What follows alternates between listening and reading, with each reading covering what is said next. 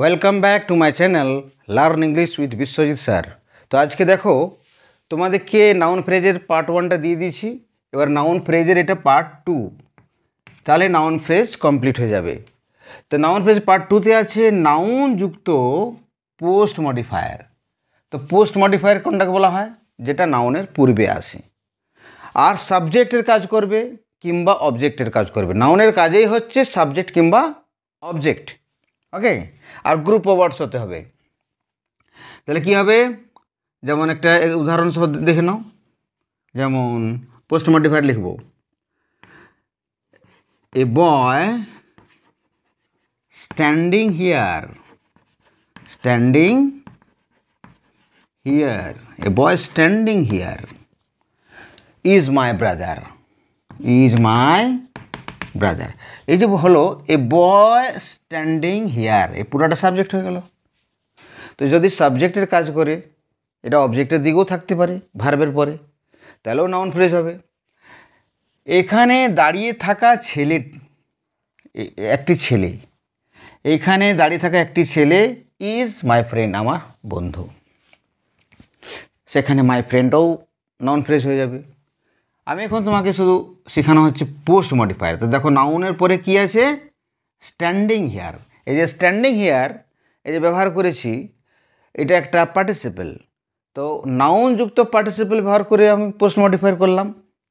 তাহলে এইভাবে noun phrase করা যায়। এগুলো সব নাউন ফ্রেজ, এগুলো সব হচ্ছে noun phrase.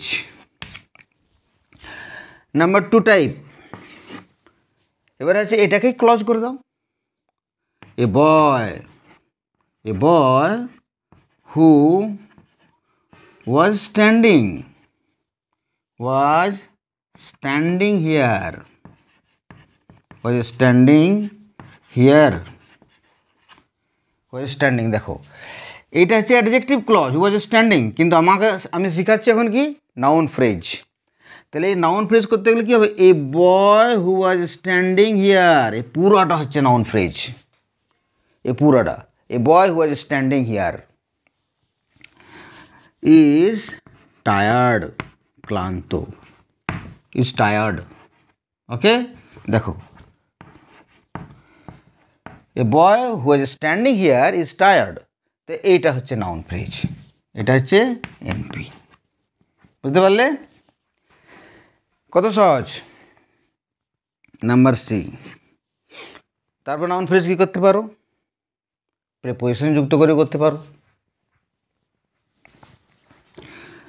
My uncle, my uncle with, my uncle with, with a stick, with a gun, with a গান। আমার কাকু উইথ এ গান, গান নিয়ে, অর্থাৎ গান নিয়ে আসা আমার কাকু, মাই আঙ্কাল উইথ এ গান কেম হিয়ার, কেম। বাকি তুমি আরও দিতে পারো। এই যে দেখো মাই আঙ্কাল, তারপর কি দিলাম? প্রিপোজিশনাল ফ্রেজ, ওকে। এটা হচ্ছে প্রিপোজিশনাল ফ্রেজ, অর্থাৎ অ্যাডভার্ব ফ্রেজ। তো যদি নাউনের পরে অ্যাডভার্ব ফ্রেজ দেওয়া হয়, নাউনের সঙ্গে পোস্ট মডিফায়ার হিসাবে যদি অ্যাডভার্ব ফ্রেজ দেওয়া হয়, অ্যাডভার্ব ফ্রেজ, তাহলে কী হয়ে যাবে? নাউন ফ্রেজ হয়ে যাবে। তো নাউন ফ্রেজ মানে বুঝতে পারছো কত কীভাবে হয়? নাউন যুক্ত পোস্ট মডিফায়ার, অর্থাৎ নাউনের পরে দিলাম এখানে পার্টিসিপেল, এখানে নাউনের পরে দিয়ে এখানে দিলাম অ্যাডজেক্টিভ ক্লজ, এটা অ্যাডজেক্টিভ ক্লজ দিয়েছি, তাহলে পুরাটা নাউন ফ্রেজ হয়ে গেল। এই পুরাটা তাহলে কী হয়ে যাবে? এখান থেকে পুরোটা, এই পুরোটা হয়ে যাবে নাউন ফ্রেজ, ওকে, নাউন ফ্রেজ। ঠিক আছে, বোঝার চেষ্টা করো। এরপরে কিছু প্রশ্ন দেব, তোমাকে শুধু নাউন ফ্রেজের নিচে দাগ দিতে হবে, তাহলে নাউন ফ্রেজ 100% ক্লিয়ার হয়ে যাবে, ওকে। এটা স্ক্রিনশট নিয়ে নাও, have a screenshot if you want to learn better. হ্যাঁ, নাউন ফ্রেজ খুব সহজ। নাউন pre modifier plus noun is equal to noun phrase, and noun plus post modifier is equal to noun phrase. এই হচ্ছে noun phrase. Noun phrase কিচ্ছু নেই।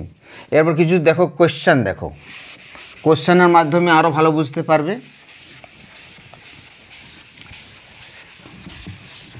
আর এমন কোনো বাক্য নেই ভালো, এখন তোমাদের যেহেতু 10-এর স্টুডেন্ট, 8 থেকে 10 পর্যন্ত বেশিরভাগ বাক্যই ফ্রেজে লিখতে হয়, নাহলে ল্যাঙ্গুয়েজ তৈরি হবে না। এবার তুমি যদি ছোট ছোট বাক্য লেখো, this is a boy, he is a student, তাহলে কি না ভালো লেখা যাবে? ভালো ল্যাঙ্গুয়েজ হবে না। তাহলে তোমাকে ফ্রেজ এবং ক্লজের সাহায্য নিতে হবে, নারেশনের সাহায্য নিতে হবে, ভয়েসের সাহায্য নিতে হবে, তবে যেই ভালো বাক্য হবে। ভালো ভালো ওয়ার্ড ব্যবহার করতে হবে, অ্যাপ্রোপ্রিয়েট ওয়ার্ড ব্যবহার করার চেষ্টা করতে হবে। জটিল ওয়ার্ড অ্যাপ্রোপ্রিয়েট ব্যবহার নয়। জটিল ওয়ার্ড মানে যে খুব ভালো ব্যবহার লিখে দিলাম, খুব ভালো ইংলিশ লিখে দিলাম, এরকম কিছু নয়। অ্যাপ্রোপ্রিয়েট ওয়ার্ড হতে হবে। অ্যাপ্রিয় ওয়ার্ড, যেখানে যে প্রসঙ্গে ওয়ার্ডটা দরকার সেই ওয়ার্ডটা দিতেই হবে তোমাকে। এরপর দেখো, এবার কিছু প্রশ্ন আছে, টুকে নিতে পারো। দ্য বয় হ্যাভিং, শুধু নাউন ফ্রেজ, হ্যাভিং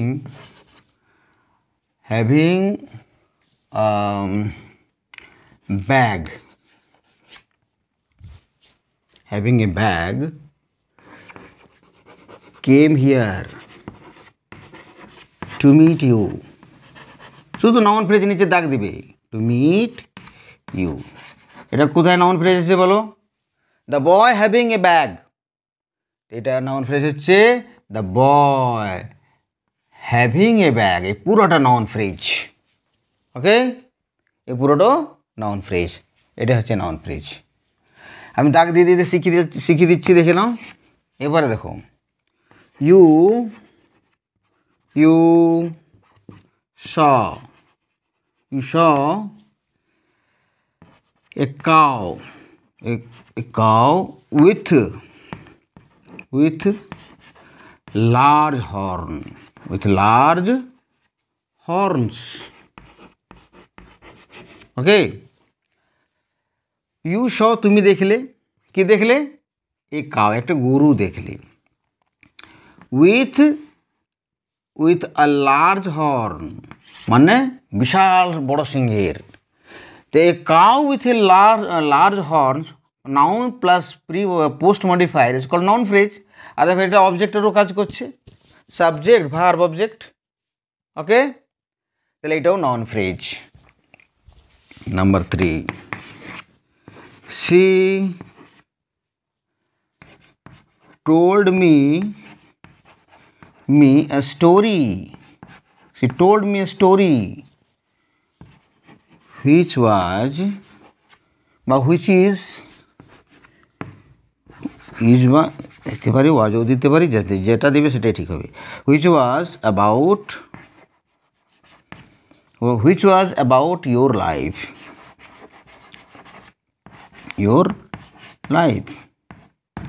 তো এখানে কোনটা noun phrase? He told me a story, সে আমাকে একটি গল্প শোনালো যেটি তোমার জীবন সম্পর্কে ছিল। তো দেখো, যদি আমি which was about your study life করি, তাহলে এটা হবে অ্যাডজেক্টিভ ক্লজ। তো রুল কি বলে? নাউন যুক্ত পোস্ট মডিফায়ার, তাহলে নাউনটাকে নাউন সঙ্গে, নাউন যুক্ত post modifier is called noun phrase. Okay, এরকম করতে পারি। নাম্বার 4, তারপর হতে পারে যত বড় বাক্য লিখতে পারবে। Mister Sharma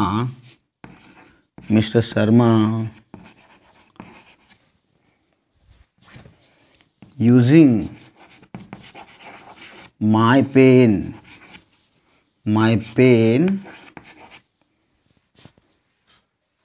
Mr. Sharma using my pen became very happy.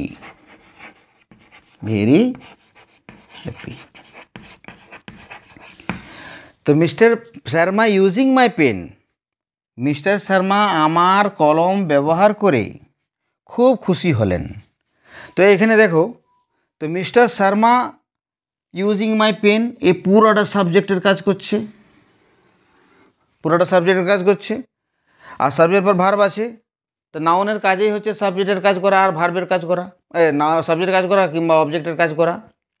অতএব mister Sharma using my pen হয়ে যাবে নাউন ফ্রেজ। আশা করছি তোমাদের বোঝার কোনো অসুবিধা হয়নি। আর যদি কোনো অসুবিধা থাকে কমেন্ট তো করবে, কমেন্ট করলে আমিও বুঝতে পারবো, যদি অসুবিধা হচ্ছে তো কমেন্টের মাধ্যম দিয়েও বোঝাতে পারবো, আর এখানেও ভিডিও লেকচারের মাধ্যম দিয়েও বোঝাতে পারবো। এটা হলো নাউন ফ্রেজ। এরপর তোমাদেরকে শেখাবো অ্যাডজেক্টিভ ফ্রেজ। তো নাউন ফ্রেজের যদি কোনো রকম ত্রুটি থাকে তোমরা কমেন্ট করবে, আর চ্যানেলটি ভালো লাগলে সাবস্ক্রাইব করবে। আর এইখানে থাক, let's call it a day. Thank you very much, see you again in the next video.